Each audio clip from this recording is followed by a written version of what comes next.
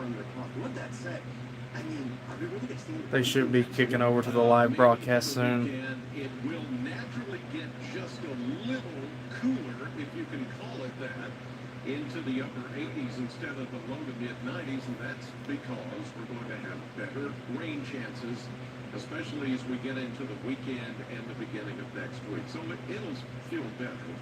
We're just going to pray that these temperatures start cooling down sometime soon. Well, thank Here you we very go. much, Chris, and thank you all. We'll see you later tonight at 5, 6, and 10 p.m.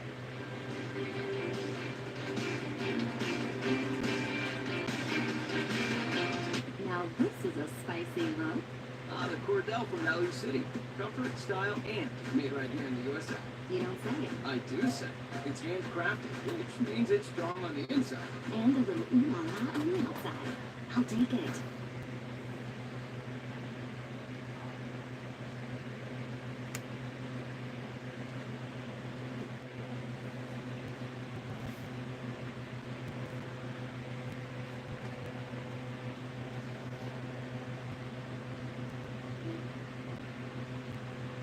Should be on any minute.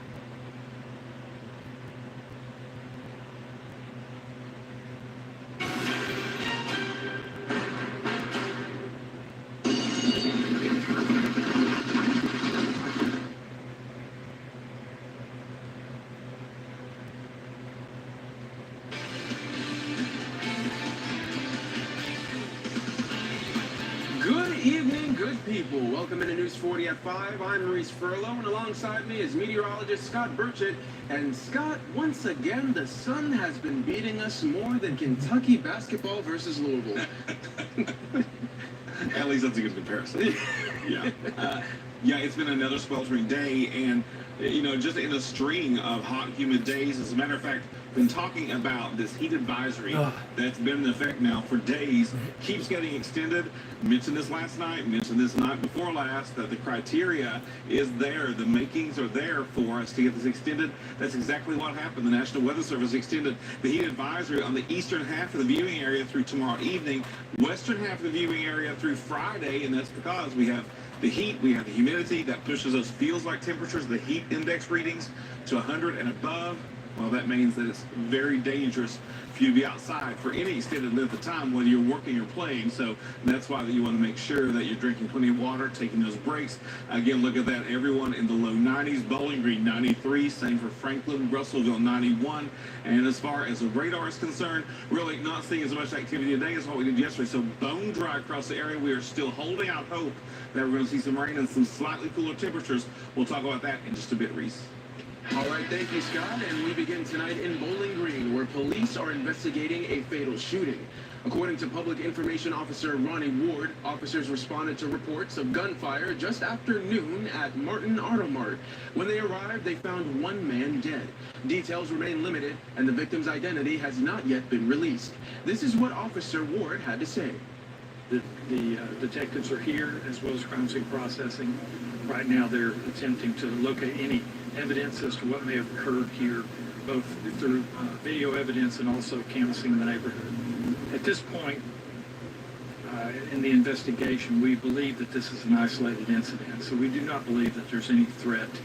Obviously, we would like some information if anyone has any knowledge about what has taken place here. This is still an ongoing investigation. If you have any information on this case, you're asked to contact BGPD. Now for this week's Wanted Wednesday, Kentucky State Police are searching for a man wanted on a warrant out of Allen County. Authorities say 28-year-old Noah Rhodes is wanted for first-degree possession of methamphetamine.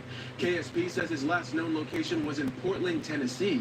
Rhodes is described as 5 feet 10 inches tall, weighing 150 pounds, with brown hair and blue eyes. If you have any information on where he might be, contact KSP Post 3 at 270-782-2010. In more local news, a former Caverna High School basketball coach has been indicted and is pleading not guilty in a child abuse case. 37-year-old Terrence Miles entered a not guilty plea on June 17th following his indictment on June 3rd. Miles faces multiple charges, including second-degree assault and fourth-degree assault child abuse. The charges stem from a video that circulated on social media. According to Superintendent Amanda Abel, Miles was set to be terminated, but he resigned from his coaching position and special education position before that could happen. She added that student safety remains a top priority.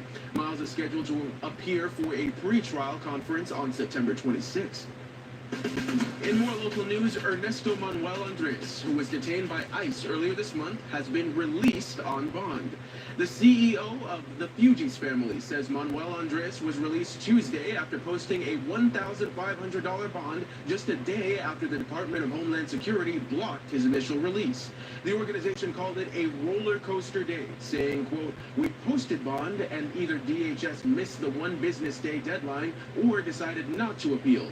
Ernesto is expected to return to Bowling Green this evening. News 40 will have the latest tonight at 10. In more local news, if you're looking for a unique and competitive way to give back, look no further. Paul Davis Property Restoration and the American Red Cross are teaming up with the Bowling Green Fire Department, Warren County Sheriff's Office, and Bowling Green Police for the second annual Battle of the Badges blood drive. The friendly competition helps boost the local blood supply, which is used to save countless lives, and everyone is invited to take part. This is open to anyone. It's just another way for us to save lives. So it's just one simple way that you can make a difference within your community when that time comes. The event will take place at the Sloan Convention Center from 10:30 a.m. until 4:30 p.m. You can sign up for a time slot on the American Red Cross app or website, or you can show up and donate. Now, in other local news, with temperatures rising this week, local partners are teaming up to help people escape the heat. Several nonprofits in Warren County are providing cooling stations for those experiencing homelessness. All Warren County Public Library locations have opened their doors to offer a break from the heat and are also providing access to resources and a free shuttle service. The Salvation Army of Bowling Green is offering a daytime cooling center, which includes shower and laundry services. Every fourth Wednesday, Hotel Inc. provides a medical clinic for those in need. By working together, these organizations are making sure community members stay safe no matter the weather. Just together, as a community, we can provide a united front, helping our friends and neighbors who are.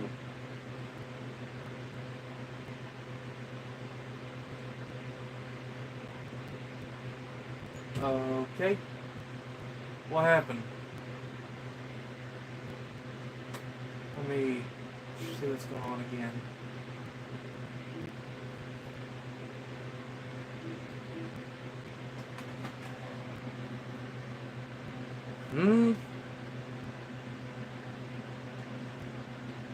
Hold on a second, I gotta reboot my Roku.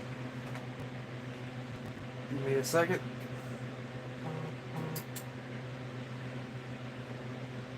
Why did that just go out? Give me a second. We'll get it back up here in just a second.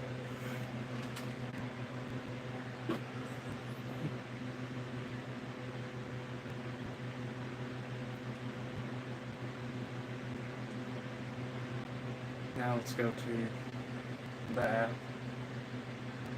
It should work.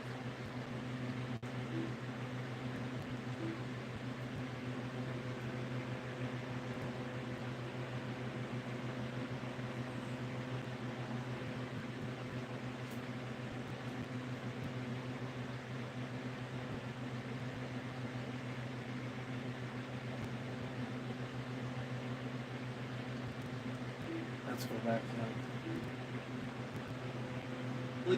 Please, with There it access goes. to care closer to home. It allows us to further access. And if we can create that access at the youngest age possible, that very youngest of pediatric patients, if we can be involved and have access that's convenient, we absolutely believe that increased access is going to get us better results from a healthcare perspective. This new pediatric campus in Jeffersontown will include a full-service hospital for children with complex medical needs, research facilities, and expanded specialty services. This will also serve kids and families no matter where they live in Kentucky. News 40 will keep you up to date with the latest information. Now, still to come on News 40 at 5, News 40 reporter Michael Ridgway brings us the latest details from day 2 in the trial for Brooks Houck and Joseph Lawson in connection to the death of Crystal Rogers. But first, Scott, how much longer before it gets cooler, man? You know, that is the question of the week. We do have some relief on the way. Part of that will come in the form of rain, but not so much today. Elkton, 2/10 of an inch of rain. Everyone else staying dry out there. I mentioned the radar not as active today as what we've seen in days past. As far as the almanac, you mentioned the heat reached 96 degrees today for the high, 75 for the morning low.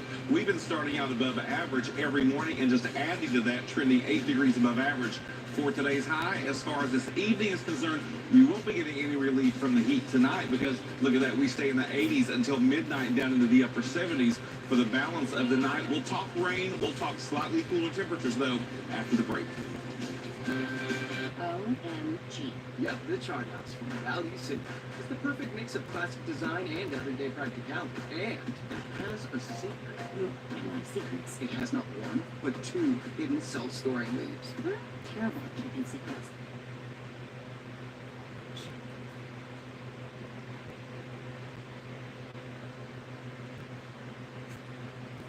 Do that real quick. I'm gonna switch to the antenna real quick.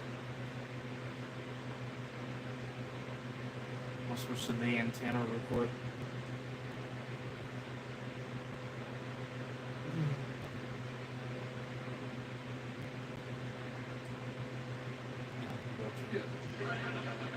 I don't want to watch that crap.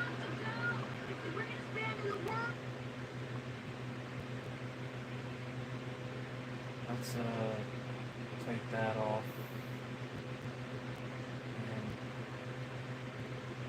A new addition to our family. Well, shouldn't you be sitting on it?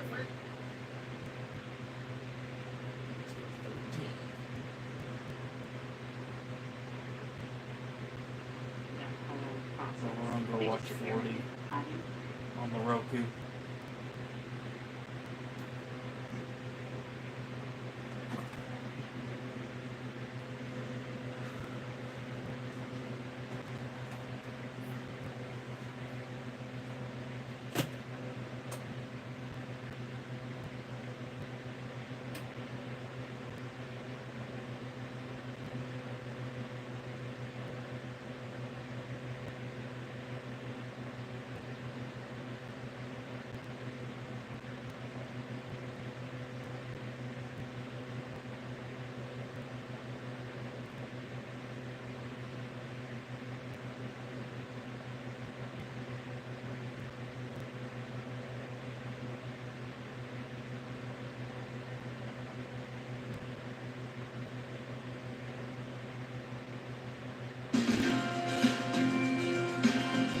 So, Scott, even with all this heat, it sounds like we're still expected to have thunderstorms? Yeah, from time to time we may see a thunderstorm pop up, and you know, this time of year, of course, we're fair game for a thunderstorm on any given day. You just really don't expect that when we're talking about high pressure, fair weather, and so on. But let's take a look at really what happens when we have those popcorn thunderstorms, or the official name, those air mass thunderstorms, this time of year. So normally, when we're sitting under a ridge of high pressure, a nice dome of high pressure like we are right now, well, that sinking air around the high pressure system really keeps those clouds and storms from forming. But also, we get lots of heat, the excessive heat out there that causes the air to rise. And when you get the high humidity, it's almost like you have a mini low pressure system really that only spans just a couple of miles or a few miles in any direction. That helps those clouds and storms form. It's almost like it stretches the air in the upper atmosphere. And also, when we have a ridge of high pressure that's starting to show some age, it starts to break down a little bit. So we get little waves of low pressure from any nearby low kind of making its way towards the area. And that really enhances any storm formation that may try to happen. But again, most areas, even with this information, most areas stay dry this time of year. That's going to be changing, though, as we get a low pressure system closer into the area. 95 degrees in Bowling Green. This is a look at the Wingate camera at I-65, and a few of those clouds that I mentioned, but for the most part, we're seeing lots of sun out there, and that means that, well, we haven't seen as much rain on the radar. Check it out, 95 degrees right now. The winds actually for a few minutes now have been coming from the northeast. Normally, though, we would see a southerly flow, southeasterly flow, and that's basically what we'll be seeing for the most part. As far as the dew point temperatures, once again, dew points in the 70s, oppressive out there. It does not feel good if you walk out. The humidity 48%. So even though the humidity's low, don't let that fool you. We're focusing on the dew point when it comes to the comfort levels or the discomfort levels outside. Of course, that pressure has been steady. As far as those temperatures out there right now, seeing them in the low 90s, Tompkinsville 93, Glasgow, you folks are 91, Scottsville 92, and we go off to the west towards Elkton 93. So really no one showing anything below the 90s today, and that's because we haven't had those cooling showers and thunderstorms move through in a couple of communities like we've seen in days past. And those dew points, everyone in the low to mid 70s for those dew point temperatures, and that means, yeah, you are going to be sweating in no time once you walk outside, no matter where you are in south central Kentucky. As far as the radar and the clouds, we've seen a few clouds try to build in. Again, comparing to the last couple of days, though, lots more sunshine, fewer clouds. Off to the east, though, eastern Tennessee, eastern Kentucky, especially southeastern Kentucky, seeing more of the cloud cover, and really that's been where the thunderstorm activity has been, closer to, look at that, the dome of high pressure. Once you get a little further away from it, well, we're seeing clearer skies. That may not be the case, though, the next couple of afternoons. As far as the futurecast is concerned, we go out west and we see a cold front in the Rockies. That's actually the cold front that will be making its way into our area as we get closer to the weekend. So high pressure, it will start to erode a little more and start to move off and towards the east, and we'll see that cold front make its way in closer. We'll start to feel the effects of it as we go into the weekend. As far as those heat index numbers, we are still going to be looking at some excessive heat over the next several days. And as far as the active alerts, well, don't forget we still have the heat advisories in effect for at least the next couple of days. It's always severe weather season. Be sure and download that app if you haven't already. We're looking at temperatures tonight, not dropping much at all. We're looking at temperatures 75 degrees for the low tonight. In Bowling Green tomorrow, 95 once again for the high. And that 7-day forecast, maybe a break in the 90s early next week. That's looking at your 7-day forecast. Here's what's coming in tonight on News 40.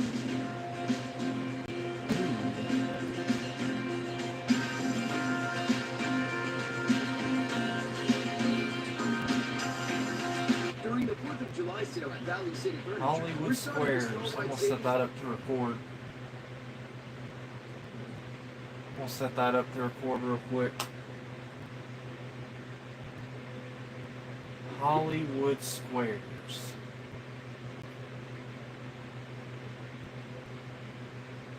See if that's on. Hollywood Squares. Oh, I guess it's not coming in on the antenna. Okay. So, alright. We'll just put it right there then. Family, Beach Band Park, Summer Bike, so close to home. Get your tickets now at Beach.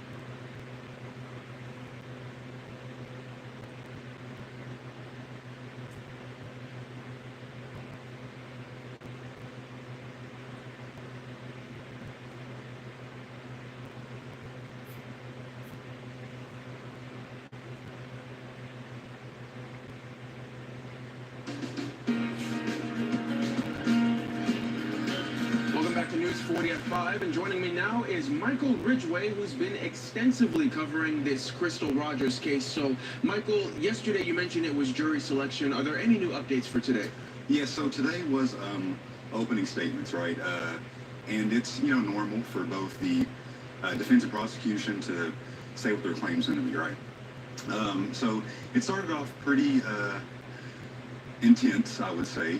The opening statements made today by the prosecution started off with saying, right off the top, the jury, the most important thing that you can bring to the courtroom is your God-given common sense.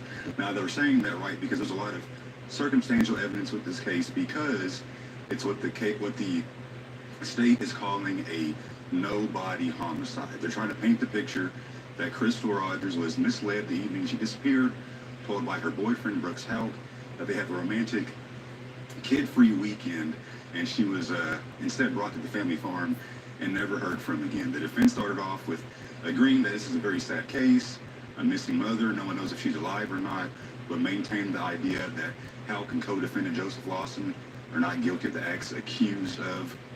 And the defense had a counter for everything that the prosecution brought up, right? But we had some witnesses today. We had 4 testimonies. And let's preface by saying that Crystal Rogers was last seen on July 3rd, 2015, right? So the first state witness was Kylie, it's Crystal's daughter. And she said when they first moved into the house with Brooks Helk, when they started dating, he was really nice to the kids and to their mom. He even talked about adoption, right? Because the kids don't have permanent father figures. Well, after Eli, their youngest son, was born, Kylie said that things at home started getting rough, right? And she felt that Eli was being treated better than the rest of the kids, right? Eli was supposed to have his own room upstairs. Some of the daughters moved downstairs into the basement. And Brooks said that he would finish the basement for them. He did not. Of course, then we go on to the second witness, which was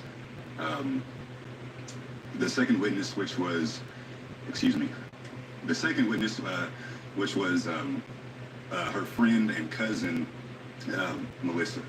And she had said that she had met Crystal earlier that day at Walmart and told her that they have a romantic weekend planned, that Brooks had planned a romantic weekend for them, no kids. Well, instead of going to the romantic weekend that day, it was reported after she went missing to the sheriff's office that they decided, it was Crystal's idea, to go to the family farm instead, show their son the cows and the chickens and whatnot. And then the boyfriend reports that they all went home that night on Friday evening all together. And he woke up on Saturday. Crystal was not in the house. Her car was not there, but nothing was missing from the home, right? So there's a lot of moving pieces to this trial, and that's why it's going to be going a good 10 days at least, because you have these co-defendants. You also have the state having a list of potentially 50 witnesses to call up to the stand to paint this case that things were not happy-go-lucky between the boyfriend and the girlfriend at the time of her disappearance and prior to. There's a lot going on, like I said, but of course we'll make sure to update everybody on News 40 here live and online. It's a very extensive trial, a lot of emotions, and it's a lot of information to take in. It's hard for everybody in the courtroom. We're all jotting down notes fervorously, right? But yes, we're all doing our best to make sure that we get as much information out to the public as we can, and we will be doing that every night as the trial proceeds here in Bowling. Awesome. Thank you, Michael. Be sure to follow WNKY on all social media platforms for all the latest coverage on the Crystal Rogers case. Now, still to come on News 40 at 5, News 40 reporter Tommy Modesto brings us a look at how some new equipment that will help the Warren County Fire Department better protect county residents. That's next. OMG. Yep, the Chargers from Value City. It's the perfect mix of classic design and everyday practicality. And it has a secret. I love secrets. It has not one, but 2 hidden self-storing leaves. We're terrible at keeping secrets. And they're on commercial. Let's go to the other station, see what they're saying.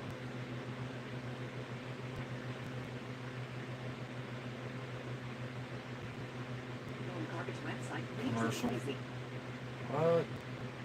100,000 blind spot accidents occur. And like magic, you'll have beautiful new flooring. Call Shopping on Carpets today. At Great Digital Media. I don't care. With creative campaigns tailored to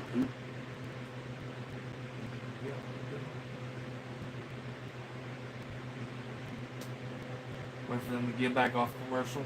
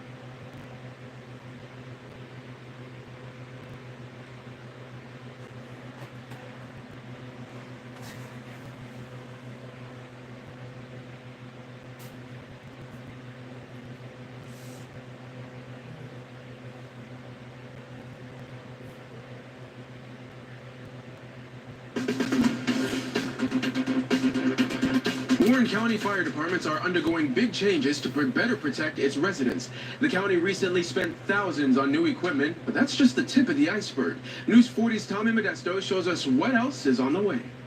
Warren County's population is quickly expanding, and with it is the need for keeping the volunteer fire departments that dot the county up to date with the best equipment and training to provide fast action to emergencies across the county. Warren County Fiscal Court has taken a large step forward this summer, spending over $270,000 providing equipment such as boots, helmets, tools, and other items to the local departments. Equipment, though, isn't the only need, as more firefighters are needed, especially during the peak hours. Now, the county is taking a new approach, though, to provide the best coverage during these peak hours. We are going to be working to implement the part-time staffing model to where they will be available as early as August 4th, staffing 2 stations, and then we're going to, every month, we're going to add 2 more stations till we will optimally have 23 firefighters working throughout the county each day, Monday through Friday. The future is always in mind, though, when it comes to firefighting, and soon Warren County will be looking to add to their support structure. This will allow them to provide the best training while supporting the volunteers needed to keep the community safe. We then intend to start hiring full-time firefighters in the supervisory capacity. So, common term would be a battalion chief or a captain. We look to hire a couple of those to help build the system out and to support the volunteer structure. So if we can take some of the training requirements and mold that in to make it more Warren County specific, while also providing the support behind the scenes, it will help the volunteer participation flourish while also ensuring coverage during the daytime hours of decreased staffing. And while we're only in the beginning stages of this process, Rector says there is already evidence that this plan is having a positive effect on Warren County residents. The tangible results that the citizens can see already exist, and they're going to see more tangible results in the near future. They're going to see a quicker response during daytime hours with more qualified individuals, and then nights and weekends will remain 100% volunteer, and we're going to continue to support them in the same way that we have been before. So while there is an increase in the financial demand, it is reasonable to think that the citizens will see the return on that investment. In Warren County, because local matters, Tommy Modesto, WNKY News 40. Thank you, Tommy, and stick around because we'll have a final look at your weather when we come back. Wait, where's the sound coming from? Inside. Inside? Yeah, the summit from Valley City has immersive sound, so you can feel what you're watching. So instead of watching the movie, I could be in the movie? It's a sofa, not the multiverse.